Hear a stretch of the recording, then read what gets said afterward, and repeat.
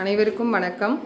நம்ம இன்றைக்கி smart board டிவியை எப்படிலாம் யூஸ் பண்ணலாம், அதில் என்னென்னலாம் இருக்குது அப்படிங்கிறத நம்ம ஸ்டெப் பை ஸ்டெப்பாக இன்றைக்கி பார்க்க போகிறோம். இன்றைக்கி மெயினாக இதில் நம்ம என்ன பார்க்க போகிறோம் அப்படின்னா, ஒயிட் போர்டை எப்படி யூஸ் பண்ணணும், அதை எப்படி எரேஸ் பண்ணணும் அப்படிங்கிறத மட்டும் நம்ம இன்றைக்கி பார்க்கலாம். இதில் இப்போ எங்களோட டிவி 75 இன்ச் டிவி. இந்த டிவியில் எங்களோட டிவி பீப்புள் லிங்க் அப்படிங்கிற டிவி. இந்த பீப்புள் லிங்கில் லெஃப்ட் சைட் பார்த்திங்கன்னா ஒரு ஆன் பட்டன் இருக்கும், அதை ப்ரெஸ் பண்ணணும். இப்போ ப்ரெஸ் பண்ண உடனே பீப்புள் லிங்க் அப்படிங்கிற ஸ்க்ரீன் ஷோ ஆகும். இதில் 4 ஆப்ஸ் முன்னாடி ஸ்க்ரீனை ஆன் பண்ண உடனே வந்துடும். இதில் white board, file manager, application, WPS அப்படின்னு 4 ஆப்ஸ் இருக்குது. இதில் ஆப்ஸை நம்ம டச் பண்ணியாச்சு. இப்போ ஆப்ஸில் ஒயிட் போர்டு எங்கே இருக்குதுன்னு பார்க்கலாம்.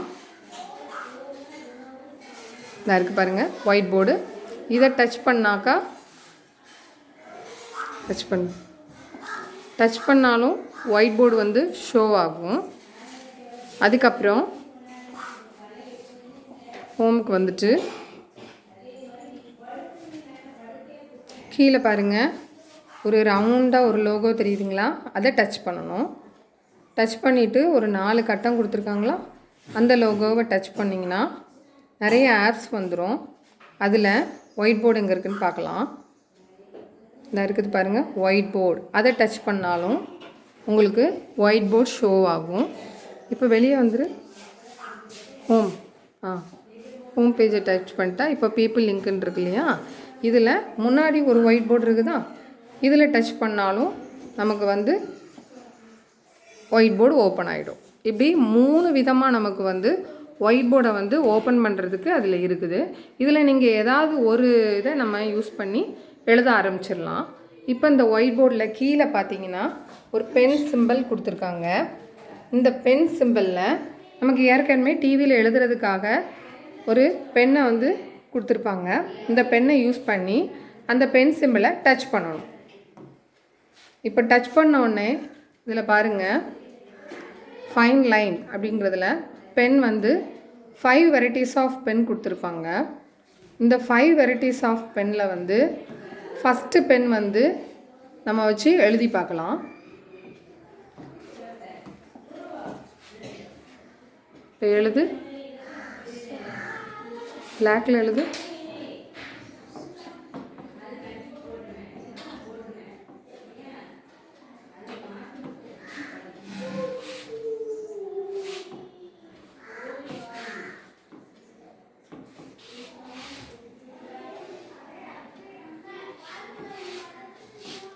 இப்போது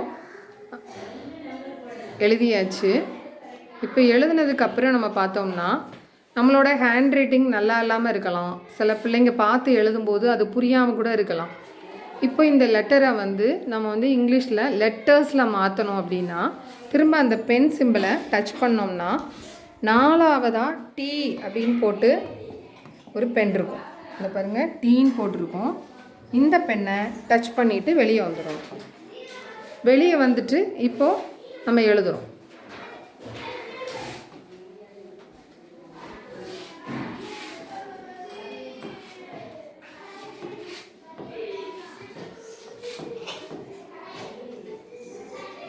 இப்போ அழகாக இங்கிலீஷில் நமக்கு லெட்டரில் சேஞ்ச் ஆகிடும்.